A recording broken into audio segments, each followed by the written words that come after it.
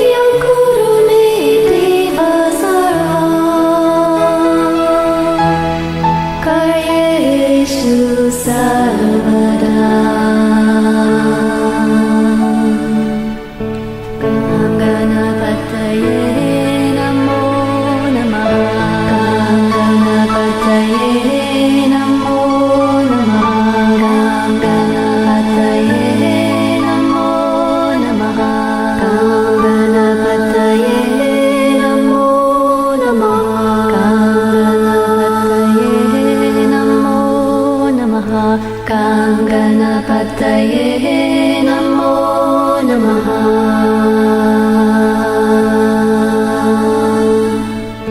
Gam Ganapataye Namo Namaha. Gam Ganapataye Namo Namaha. Jai Ganesha Gananata Dayaniti Sakala Vignya Karadura Hamari. Jai Ganesha Gananata Dayaniti Sakala Vignya Karadura Hamari.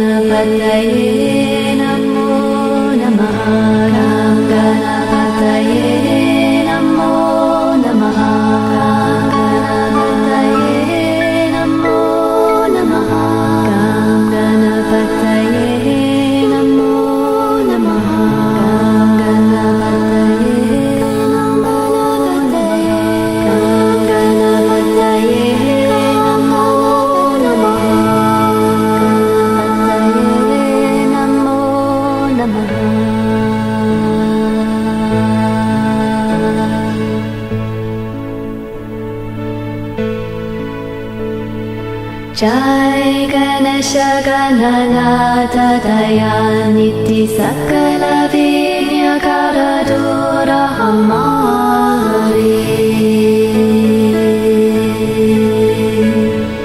Jai Ganesha Gananata Dayaniti Sakala Vignya Karadura Hamari.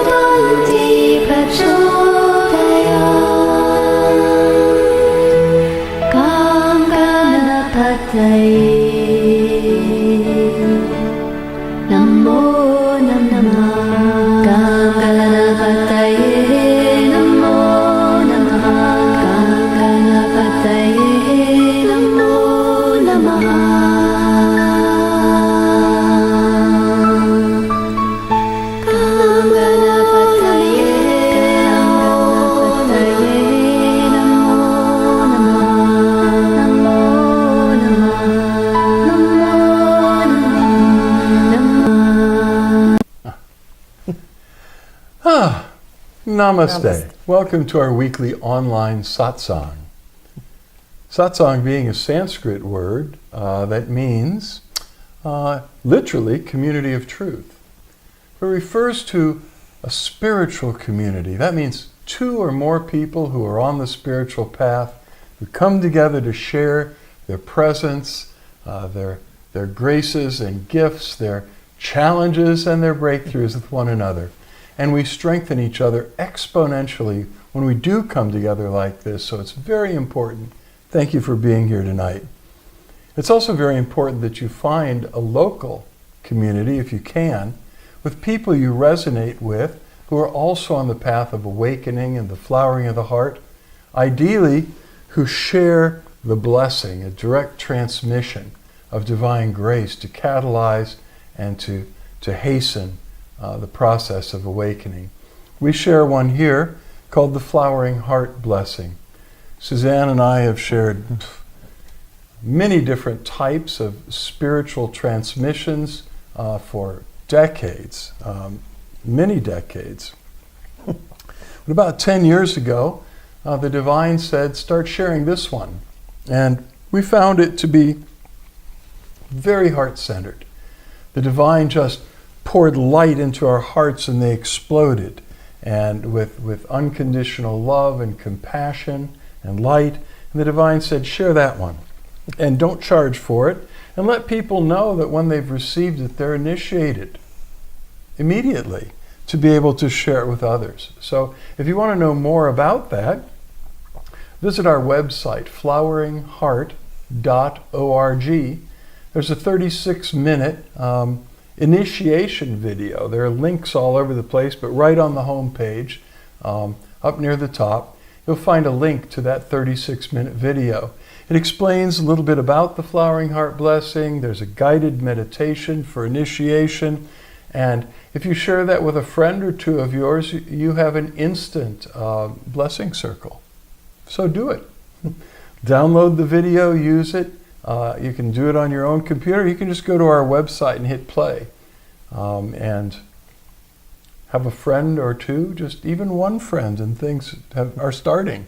And immediately you can begin to share the blessing with each other. So hope you do. And why don't you start right now? Because you're receiving the Flowering Heart Blessing right now.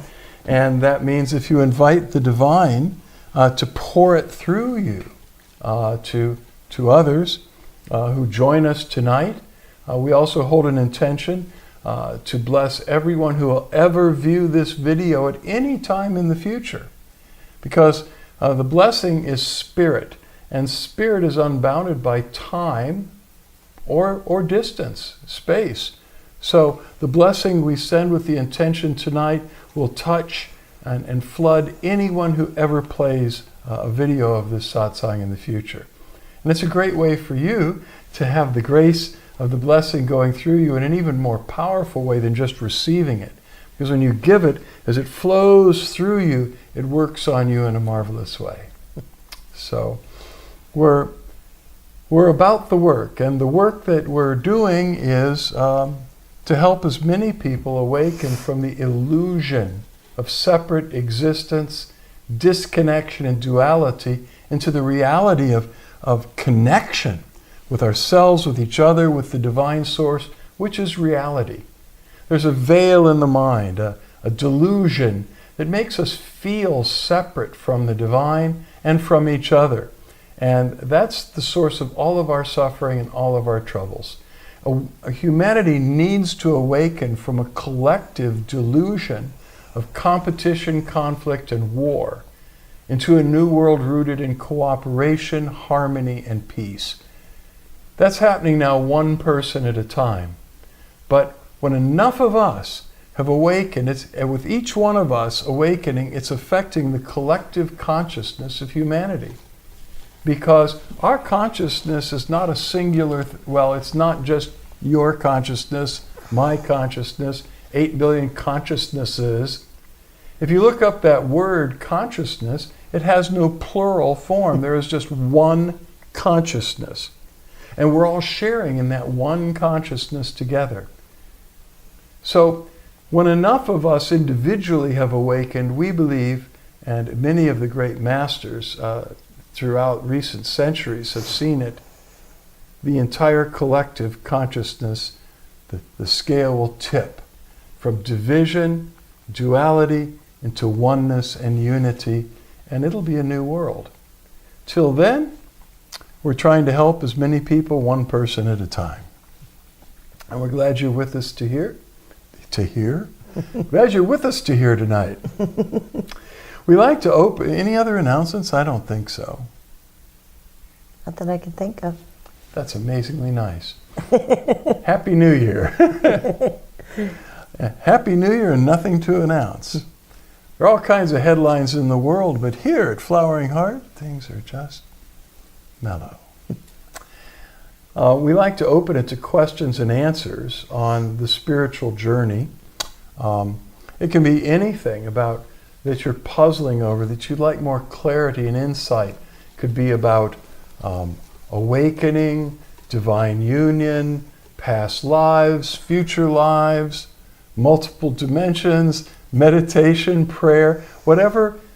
The best questions deal with something that you're practically experiencing or seeking to experience in your own journey. And when you do that, it stimulates, it moves the divine to pour inspiration through me and Suzanne to share with you, and on we go. Every once in a while there are no questions, and then we'll share whatever we come up with, or we just go right into the final blessings of the satsang. So this is your part, and while you're considering asking that still small voice inside what you might ask that would help you and consequently everyone else who shares in the satsang, because our journeys are all uniquely different, but they parallel one another, and we all go through similar challenges along the way. So while you think about that, I'm going to share some quotes. 15 calming quotes from Zen master Thich Nhat Hanh. And let's see, who compiled this? These quotes and little articles from inspiringquotes.com are compiled by a group of authors, and you might check it out if you're interested. They have these little articles and lists of quotes from influential people throughout time on diverse subjects. The author of tonight's contribution is Julia Travers, a writer, artist, and teacher, and we thank you, Julia. Vietnamese monk Thich Nhat Hanh, who passed away on January 22nd, 2022, at the age of 95, was one of the foremost teachers of Zen Buddhism, mindfulness, and meditation. Having joined a monastery at the age of 16 in 1942, the spiritual leader spent most of his life studying, practicing, and spreading the Buddhist principles of nonviolence and awareness. He was an author, poet, artist, and peace activist with a gift for distilling ancient Buddhist philosophies into accessible daily practices. His teachings helped people all around the world to slow down, catch their breath, and enjoy the present moment. Over the course of his long life, Thich Nhat Hanh wrote more than 70 books and founded several Buddhist movements and organizations, most notably the Plum Village Monastery and Mindfulness Center in southern France. During the Vietnam War, he developed a practice of engaged Buddhism, which unites personal spirituality and social action, inspiring people to demonstrate against war, rebuild villages, provide medical treatment, and advocate for human rights. These actions led to his exile from his home country for 39 years, during which he traveled the world spreading the message of peace and love. Dr. Martin Luther King Jr. called Thich Nhat Hanh an apostle of peace and nonviolence when he nominated him for a Nobel Peace Prize in 1967. In his 90s, Thich Nhat Hanh returned to his native country to live at the monastery where he was first ordained as a teen, and in the central Vietnam city of Hue. His work continues to inspire, offering a simple and inviting approach to meditation and Buddhism. His equanimous and caring style is evident in these 15 calming quotes from the Zen Master's life's work. So here we go. Breathing in, I calm my body. Breathing out, I smile. From his work, Being Peace. You can see everything in the universe in one tangerine. When you peel it and smell it, it's wonderful. You can take your time eating a tangerine and be very happy. From peace is every step. Walk as if you are kissing the earth with your feet. Peace is every step. From time to time, we look at each other and smile. It is the smile of awareness. It proves that we are happy, that we are alive. From the path of emancipation.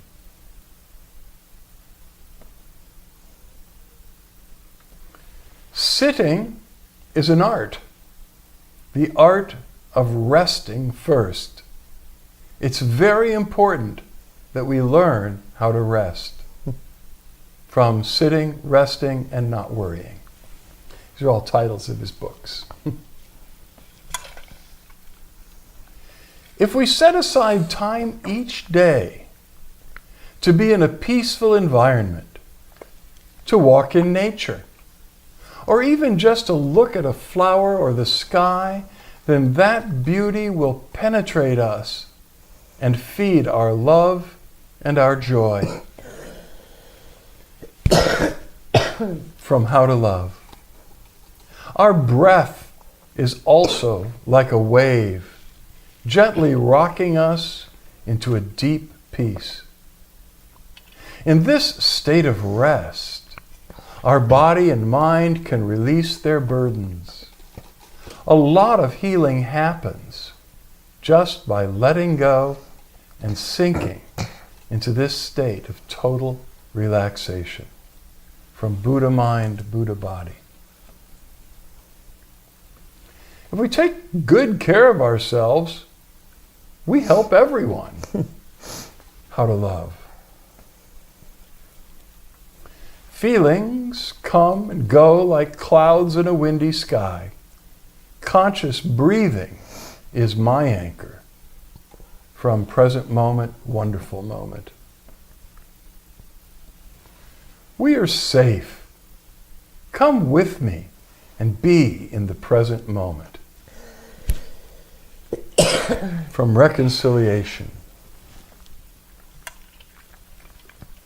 The first exercise is to identify the in-breath and out-breath. Breathing in, I know this is my in-breath. Breathing out, I know this is my out-breath. From Chanting from the Heart. Love is treating your heart with a great deal of tenderness and understanding, love and compassion. From You Are Here. Go back and take care of yourself. Reconciliation. Every day, we are engaged in a miracle. A blue sky, white clouds, green leaves, the black, curious eyes of a child, our own two eyes. All is a miracle from the miracle of mindfulness. Sitting also can be very enjoyable. Sitting and doing nothing, just enjoying your sitting, enjoying your breathing, feel that you are alive. From sitting, resting, and not worrying. Thich Nhat Hanh. He was a dear friend of one of my mentors and one of our favorites, Thomas Keating, a Trappist Catholic monk, Cistercian monk, very enlightened monk and father of the centering prayer movement, which is a method that we use in the community. It's a form of God within centered meditation. Very, very simple. And these two men from such different religious traditions, one a Zen master and one a contemplative Catholic monk master, totally understood each other. They could talk about anything. They could talk about eternal life. They could talk about God. They could talk about Buddhist enlightenment. And I'm sure that baffled their disciples enough. But you see, two awakened beings are perceiving the same truth. And then they may express it in different terms with different ideas and pictures. And this was the case. Thich Nhat Hanh, one of our favorites. All right. What? No questions. This is going to be a short one, folks.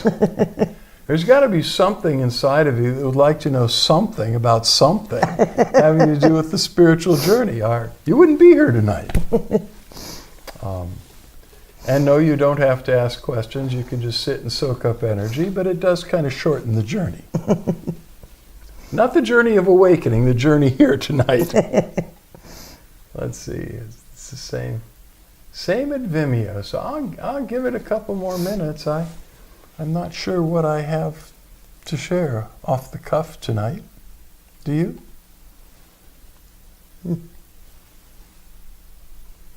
It's great to see some of you who dropped in. Yeah. Suzanne Walker, hey. Danielle. Robert Reister, hey. Been missing you.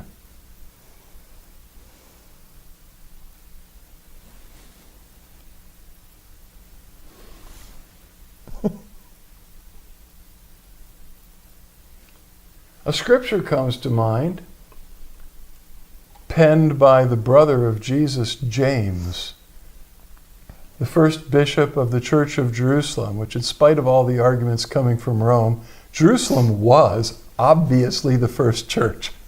And James was the first bishop of the first church. But James wrote a wonderful epistle, and in it he said, "You have not, because you ask not." Speaking of questions for Satsang, he also said you ask and you don't receive because your motives are amiss. You're asking to consume what you're asking for in your own selfishness. But come on, I know you got some questions in there. Even Jesus said, "Ask and you shall receive." Now, so what's the counter to that? Don't ask and you might not receive. But if you ask, he said, "Ask and you shall receive, seek and you shall find. Knock and the door will be opened unto you." This is so important. It's a respectful approach to seeking enlightenment, to seeking more clarity about the true nature of the universe and reality. What we perceive is not reality. What we perceive is a picture created by our brains from sensory input that's come in through our eyes, through our ears, through through all of our senses. Input is presented to the brain, which assembles all of that information together into a picture. You're not seeing me. You're seeing an image on a video. But even if you were sitting in the same room with me, I'd say the same thing. You're not seeing me because I'm a spirit being expressing itself through a human life, a human body, a human mind. But you can't see the essence of my being. And even my body. What your mind is presenting to your brain is being conjured up from sensory information that happened a fraction of a second ago. Everything we perceive is past tense. Everything. And yet we resist so much. No, I don't like that. No, I don't want this. No more of that. Oh, I want that. And the mind has all these reactions to what we're perceiving, and everything that we're perceiving is just past. So there's no point in wasting any energy resisting our perception of the present moment. Which is why all the masters say, just relax and accept what is. Suddenly, without that resistance, there's tremendous energy and freedom inside that you can pour into making the next moment a better moment. We're not acquiescing to what is. We're accepting that what is the way it is right now. And there's no point in resisting it because it's done. There's war here, there's crime there, there's all this stuff going on. I mean, there's no point in getting freaked out and uptight over what has already happened past tense. So relax, accept it, and from that place of peace, pour your creative energy into manifesting a better tomorrow. This is Spirituality 101. We had a friend in India, his screen name was Jeet Prince. And Jeet Prince is, I haven't heard from him in years, but he was famous for saying to just about everything, it's all how you perceive. It's all how you perceive. Okay. Danielle. Hi, Michael and Suzanne. I had a question regarding spiritual visits from loved ones who have passed. Do you believe we can truly communicate with them through our dreams? I've had a couple of dreams recently of my aunt who recently passed and other loved ones. In a word, yes. Yes. We not only believe it's possible, but we believe it happens quite frequently. Of course, and you write on, I don't know if it's more of my subconscious conjuring up these images, but being spiritual, I want to believe it's more than that. Well, I believe it's more than that. Certainly, we may have come up in dreams, even very vivid dreams, memories of people that have been very influential in our lives.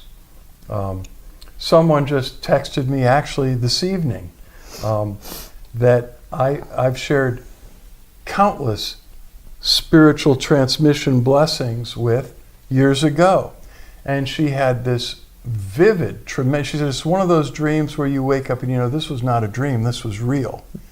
And she said, and you were in it. And I just wanted to thank you for all the blessings you shared with me and so many other people over the years. And my love to you and Suzanne, and thank you for the work you guys continue to do.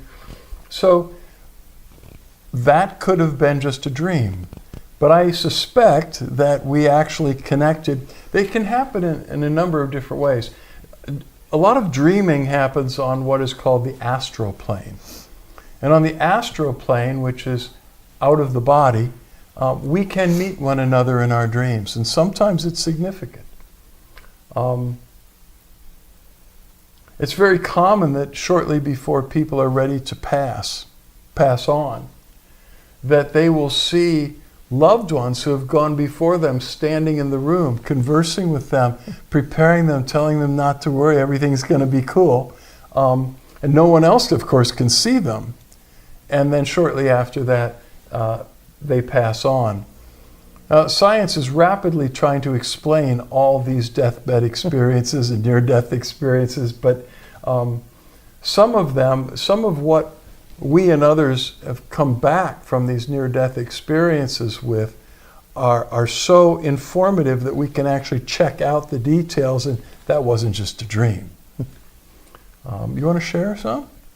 Yeah, my father passed when I was 16, and for many, many years he would check in dreams, and it was always like the same theme. It was like a Christmas party, or it was, a gathering, but it was very, very real, and talk and contact with them anymore. But yeah, definitely. Michael's sister just passed about almost 2 years ago, and we were sitting out on the patio, and she appeared. We didn't see her physically. The day she passed. Yeah, and we could both feel her so vividly. Yeah, I don't think it was the day she passed. I think it was like a week later, because we'd been praying for her. Yeah. Well, I thought it was the same day. Was it the same day? I believe that. Okay. Yeah. Anyway, we carried on like a 3-hour conversation with her. We both heard what she was saying on the inside, and we would talk back to her, and she would respond to us, and we would both get it like telepathically. For a couple hours, and we'd check each other, and did you hear that? What'd you hear? And it's like we were both hearing in the mouth of 2 or 3 witnesses, we were both hearing the very same word. Right. And she had unfinished business with us, and she needed to express some things and share some things she was seeing much more clearly after she was out of her body and out of her current life. It's like, oh my God, I didn't see that, and I need to acknowledge this and that. And we were taught that. And I was taught in my training as a priest. I was taught in my training as a oneness trainer in India to help people transition through death. And that when they do, we would pray for, in the Christian tradition, we would pray for angels. In the Hindu tradition, they're praying for devas, which are light beings, the same deal.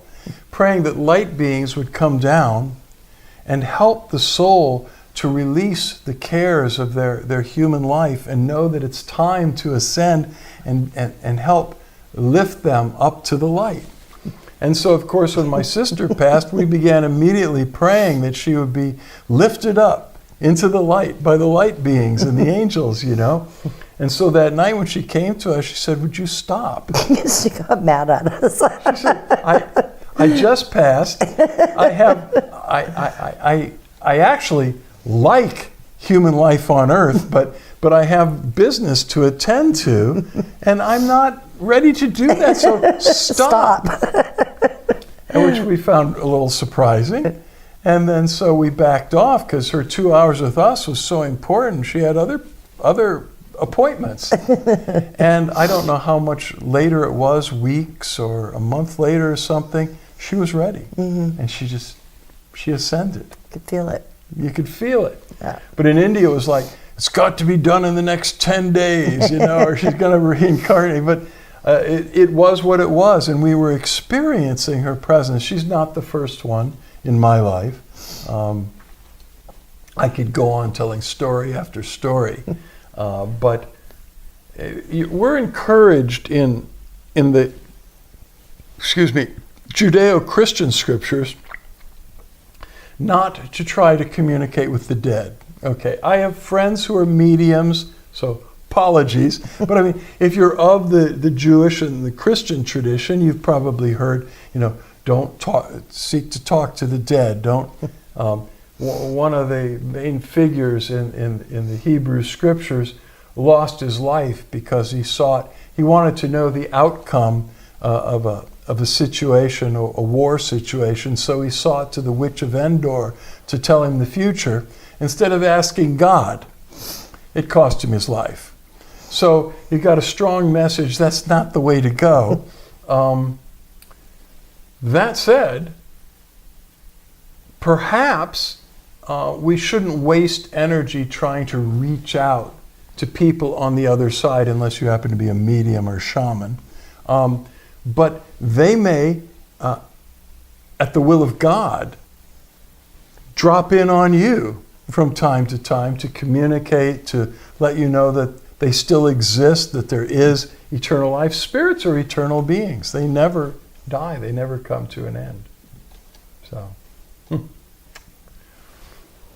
okay, and Danielle writes, wow, that's amazing.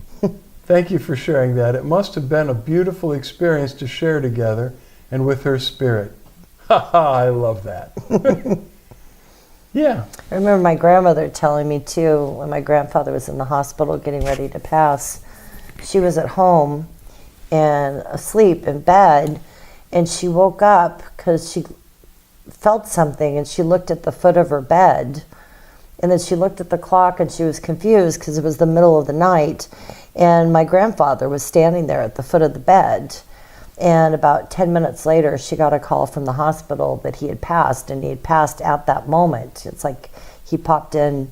My grandmother was pretty psychic. So she could see ghosts and spirits and, other such things. Yeah, there's a whole other dimension there that, we just haven't been trained to be able to see. My grandmother, my paternal grandmother, was a very spiritual lady. She was the religious editor of the Indianapolis Times for many years. She introduced me when I was growing up as an Episcopalian, and she was a Presbyterian, to Unity. And said, you should start reading the Unity magazine. And she was very cool. And when I became a Taoist priest and she sees me doing Tai Chi Chuan and all these moves, she said, oh, wow, that my grandchildren can do things like that. She just open-spirited. But when she passed, my father was visiting with me up in Oklahoma. He flew back to Clearwater, Florida, because he heard she